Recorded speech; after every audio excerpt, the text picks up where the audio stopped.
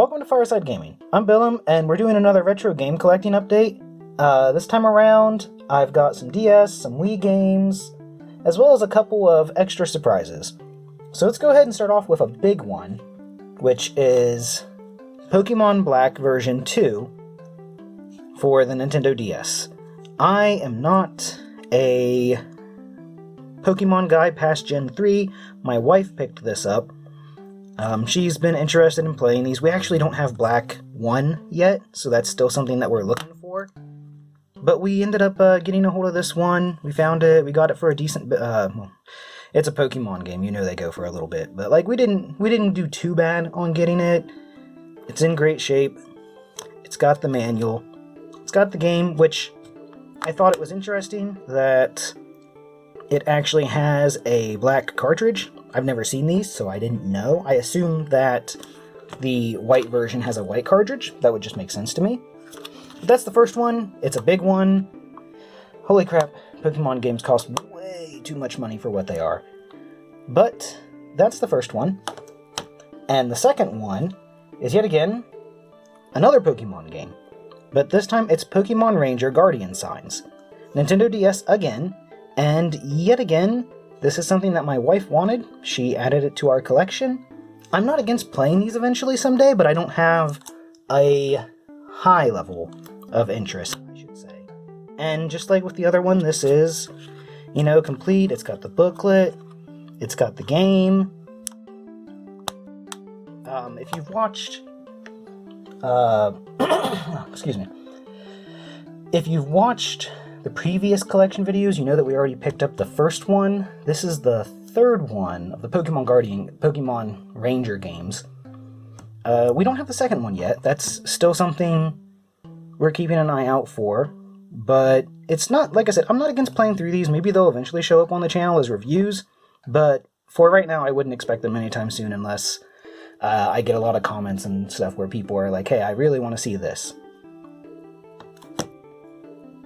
And now, we have Cristalis, which, if you've heard before, I've mentioned in multiple videos, I'm not big on NES games. Mostly because they kind of still have arcade style to them, if you get what I mean there. And this is one of those exceptions where I've played a bit of this before. I like it. I found it for... I don't remember how much I paid for this, but I remember getting a little decent, I didn't pay too much, I'll say that. And like I said, from what I've played the opening area a bit, and this is a really fun NES game, and I was like, yeah, I want to add this to the collection and actually play through it. Okay, so this next one is really interesting, and it is... Well, you probably can't read that, but it's Super Robot Wars F Final for the Sega Saturn. Now, if you're not familiar with Super Robot Wars, I can't blame you. It's mostly been constricted to Japan, but recently, they have been coming out in America on the Switch and PlayStation 4. I don't know if 5's had any. Some Steam, I think. Yeah, I think one got a Steam release. I got into the series back with Super Robot Wars 3 on the Super Nintendo via a fan translation. And then I bought an import of Super Robot Wars MX Portable for the PSP. And then from there I played Z2 and some other ones. And it's a fun series. It's a turn-based tactical RPG. And the big draw is you get to take all sorts of robots, mecha, and, well, kind of have like this massive crossover event with them. As you can see, we've got, Neon Genesis Evangelion, we've got, gosh, why am I forgetting? G Gundam, we've got, that looks like Great Mazinger. It might just be normal, but I think that's Great Mazinger. I'm admittedly not a big Mazinger guy, so I'm not sure there. That might be the Huckbine, I'm not sure. We've got Gunbuster, Volts, Ideon, and I am blanking on this one and this one. There's a few I don't know. But I found this. It's an import. One of my local shops had 2 copies. So I picked up the one that was in better shape, and I know what you're thinking, like, how are you going to play this? So from my understanding, there's no fan translation, but F and F Final are remakes of 4 and 4 Final on the Super Nintendo. So I think I can probably get away with mostly following a translation guide, and if not, I can do something I've done before, which is just use Google Translate with my phone and just hold it up and let it like give me a rough translation. It's not perfect. It's not perfect at all, but it works. And this is in decent shape. I can't imagine whoever bought it actually like played through it over and over again. And yet again, it is complete. Let me see if I can get this out of here. And here is one of the coolest things. So you got the manual, right? But inside the manual, we have a trading card. Now, I'm just assuming these came with the game. These little limited time, like limited trading cards came with the game with its release. I have not opened it. I don't know what it's a trading card of, but I thought, hey, it'd be fun to go ahead and just open it up in this video, right? So let's see if I can. Oh yeah, it seems fine. Easy enough to do.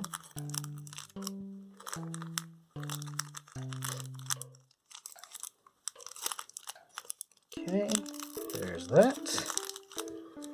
Open this up. And what do we have? Oh, we've got more than one. Cybuster, which in America I'm pretty sure this was named Cybuster, which I've watched the first like 6 episodes of this anime before it kind of just fell out of my interest. But that's neat, that's cool. I can see HP, I don't know if that would be like an attack when I see like Super Robot Wars F.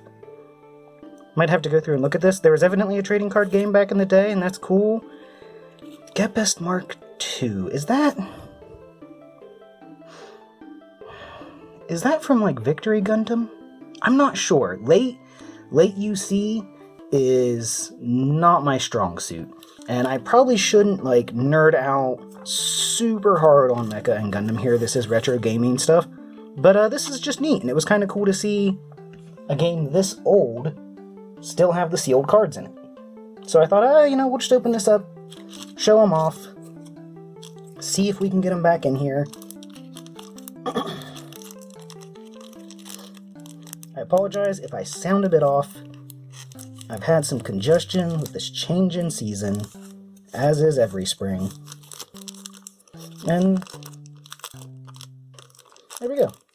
Go ahead and seal that back up. Ah, dang it, I put the manual away. Hold on a second. Just tuck that in there. Oh, what else do we have? Like I said, Volts. That looks like, I'm not sure if that's Brave Raideen. That looks like Dan Kuga.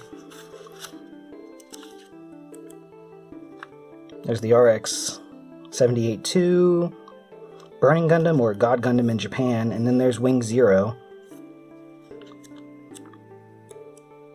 Who's that? Was that Ideon? That looks like Ideon. Ideon, Gunbuster, and Ava Unit 1. I said, you know what, hold on. I said I wasn't going to nerd out about Gundam stuff and mecha stuff and everything like that too much. I'm not going to. It's a retro video. It's a retro game video, not a mecha video. Can I just slide this in? Because I put it in again without thinking. Cool. That works. Alright. Enough time spent on that. It was a really cool find. I'm glad to have it.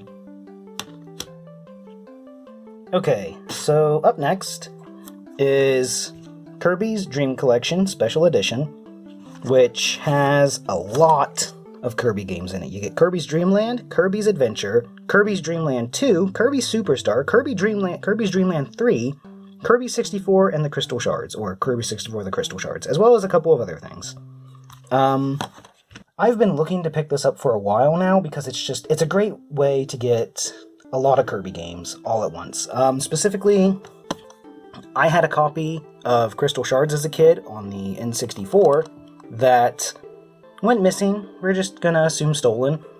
And I've always wanted to play it again. I haven't been able to. I already, I love Superstar, so I'll have it this way as well. Not that I don't have it other ways. But, some of these, like, I haven't played Dreamland or Dreamland 2, so I'll be able to check those out. But, yeah, this is a really great way to get a lot of Kirby games. You might notice that this is just, like, the standalone release. It doesn't have the booklet, the art booklet. It doesn't have the soundtrack or anything like that. Which, don't get me wrong, that stuff would have been cool to have. But I am perfectly content to just have the game. Got some scratches there. Might have to clean the disc up a little bit, but I'm not worried about it playing. It'll play just fine. But yeah, with this, it saves me the trouble of tracking down a butt ton of Kirby games that can go for various different prices. And obviously, I got this for pretty cheap since it was just the standalone and not like the full-on collection. So I'm okay with that. And yet again, we haven't done, I guess I should address this, we haven't done Wii on the channel yet. Not that I'm against doing it.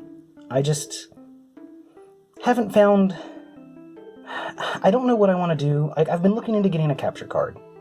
But I also know I could go the emulation route for capturing footage, but I need to find a way to hook up the motion bar to PC, which I know they make USB adapters, and I could go that route. But I've really just been holding off on a capture card, because that'll let me capture games like this, new games that come out, if I ever want to review like some newer stuff, things like that.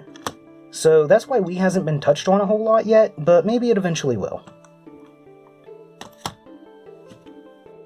Okay, so we're sticking with Wii with a look at Ohkami for the Wii, which, don't get me wrong, Ohkami originally came out on the PS2. I already have a copy, I've played it, I've beat it, it's a great game. Maybe, I think it goes a little too long, like that third act kind of drags out a little bit, but it's still a really, really great game. And of course it makes sense that, after its success on PS2, something where you have to draw on screen all the time would get, the Wii for motion. That makes sense. Also, I don't know, yeah, you can probably see this on camera. Capcom actually kind of got in trouble for this. This art was made for an IGN magazine, and they just took it and put it right on the case, and they didn't even get rid of the watermark or anything. You can still see it right there. That's just kind of a neat thing. It'll be interesting to play this on Wii, because I feel like the motion controls will work well. Suppose I should open this up. As you can see, we've got the booklet. No problems there. We've got the game. Yet again, no problems there. I like the purple disc. I think that looks really nice, especially with the blue art. Looks good. Alright, we're not going to spend too much time on this next one. It's The Legend of Zelda Twilight Princess on the Wii. Look at that. We've got the manual. It's Zelda. You know this game. This is my second Wii copy. My first Wii copy got stolen way back in the day, and I ended up playing through it on GameCube from a friend instead. And then now we have the GameCube copy because my wife had it before, we got married and joined collections, pretty much. But I've had a case just sitting around for this game because whenever it got stolen, they stole just the disc. So now I just have, because like this one, I didn't buy just the disc.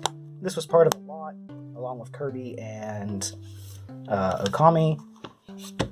So now I have this copy, and I still have an empty Twilight Princess case with the manual that I just don't know what to do with, but I do have the game again, and maybe I'll eventually get around to playing it, even though I've done it on GameCube already.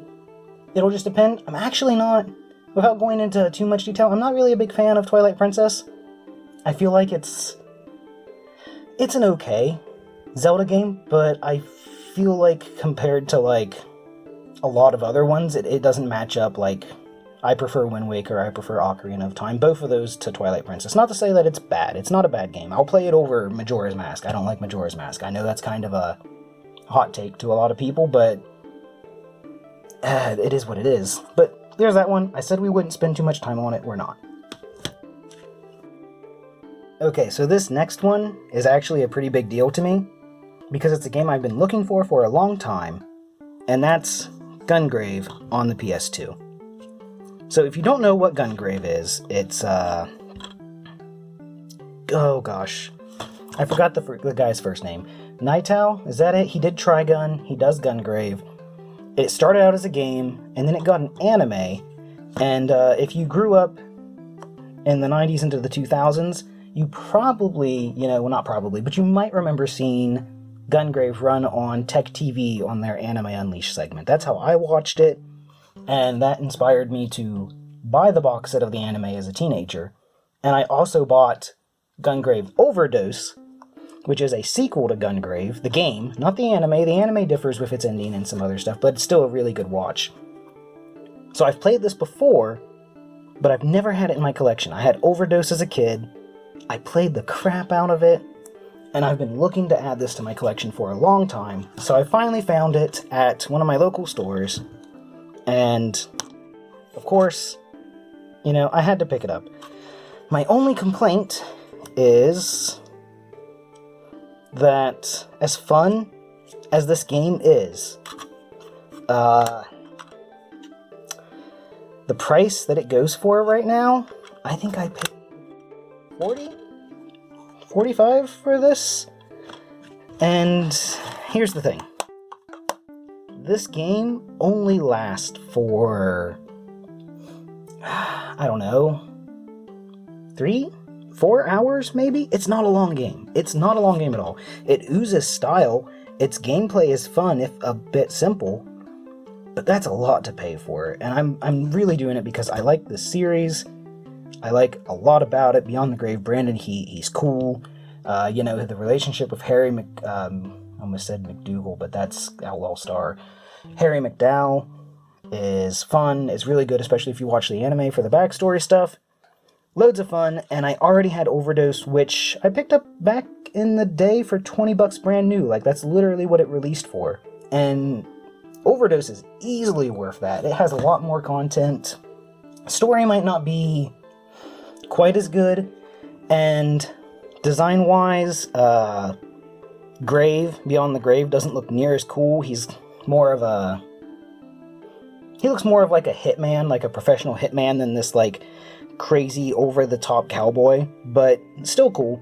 Lots of fun. Both of the games are good, and it's a series worth checking out. Like, I highly recommend it. It's one of my favorites. So I'm really excited to have this and add it to the collection, and I can't promise it'll be soon, because anytime I say I'm going to do a video soon, it seems like something comes up, or I get delayed, or it takes longer to script it and shoot it. But I definitely want to go over this and Overdose in the future. Hopefully this year. Okay, so that was technically the last of the retro games, but I did have a couple bonuses. So one of them is Tokyo Mirage Sessions Sharp FE, which is basically Persona meets Fire Emblem. I've not played it. I found this at my local retro store, and it's actually sealed, brand new. I think I dropped $20 on this, and I like Persona. I like Fire Emblem. Enough, I guess I should say. I really enjoyed it back when it first came to the US on the GBA, and it had that beautiful sprite art. And, Sacred Stones was really good. Path of Radiance isn't quite as good in my opinion, but it's still fun. I played through it all the way. I've never played Radiant Dawn, and I've basically dwindled out of Fire Emblem since. I've not been interested in the 3DS games, really. I wasn't interested in Three Houses. So, the real question will be how many characters appear in this game that I actually care about. And I guess we'll find out, but it still has, from my understanding, Persona-style gameplay, which I enjoy. So, that'll be fun to check out and see, at least. And I just kind of thought I'd include it, because I picked it up at the same time as I picked up some of these other games. Okay, so we've got one more bonus thing, and it's not technically a game. But it's related to retro gaming. I picked up a official Sony PS2 Network Adapter. Now, some of you might be like, why in the world did you buy a Sony PS2 Network Adapter in 2022. And there's a reason for that. My PS2 is getting to a point where it doesn't want to read Blue Disc games, which basically means it won't read any Blue Disc PS2 games or any PS1 games because they're the same disc. And it'll only read DVDs, like PS2 games that are normal. So I bought this as part of a combo with a 500 gigabyte hard drive, and I'm basically ripping a lot of my games to put on the PS2, that way I can boot them up through this. That'll save me a lot of hassle. I don't like doing the whole thing where you put tape on games to make them play. Now, the thing is, these came out back in the day when you had Molex connectors for power and an IDE connector for the drive, the hard drive. You can still buy that stuff today, like you can do that. But it's a lot easier to get a SATA drive, and this even came bundled with a SATA drive that they said they pulled out of the PS2 this was with, which is kind of weird because, like I said, this is an IDE connector.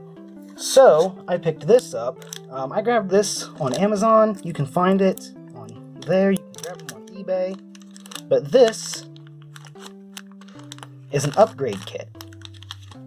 And basically, all you have to do is there's these screws here for this metal shielding. And you'll just be taking these off so you can lift that shielding up. And then you replace this, you put the ribbon in, voila, it can read SATA drives. I'm not going to make a video of like how to do that. I don't see the need. There's plenty of others on YouTube, but it's just something that I was doing and I thought it would be cool to show you guys, and maybe if you weren't aware that this is a thing, you could look at doing it to your own PS2 if yours is having trouble reading discs. And with that, that is the last of the retro game things that I have picked up today. So thank you for watching. I hope Wild Arms is my next review that's ready to go up. I'm getting really close to finishing the script. It's massive. It's a huge undertaking I wasn't quite expecting, but I think I'm finally getting closer. Maybe? No, you know what? No. I won't even say a time. I keep trying to give times and then I just fail to meet them.